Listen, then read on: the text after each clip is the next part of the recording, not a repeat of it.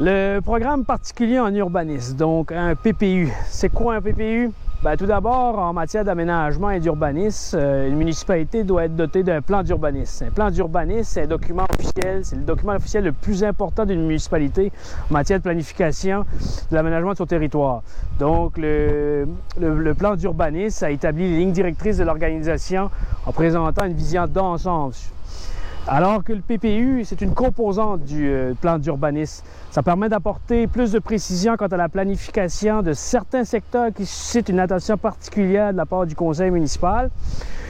Il peut s'agir d'un secteur résidentiel, donc un développement futur d'habitation unifamiliale, multifamiliale. Ça peut être aussi un centre-ville, le développement du centre-ville ou encore une zone industrielle. Dans notre cas ici présent, on parle, le PPU va s'appliquer pour le centre-ville de Cap-au-Mall. Donc, à l'intérieur de ce document-là, on y trouve en fait le portrait du territoire visé, les concepts d'aménagement, puis la mise en œuvre et un plan d'action pour y arriver. Le PPU également ici, les différents règlements qui vont être appelés à être changés. Certaines composantes du règlement devront être changées. Donc, on parle des règlements de concordance. Il y a les règlements de zonage, par exemple, le règlement de lotissement. Il peut y avoir aussi des règlements comme les usages conditionnels.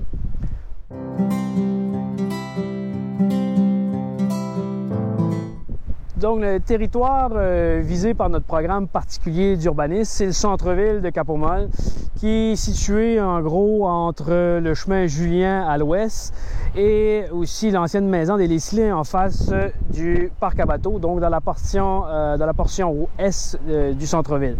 Il y a 5 zones qui ont été distinguées.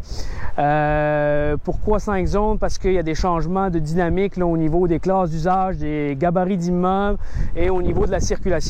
Donc, parmi les secteurs ciblés, on a le secteur de l'hôtel de ville, secteur Petit Pas, le secteur de la butte de Cap-au-Mall, donc la portion juste avant le quai, et le secteur Oscar Wendell, qui est ciblé par notre écoquartier, et le secteur Leslie.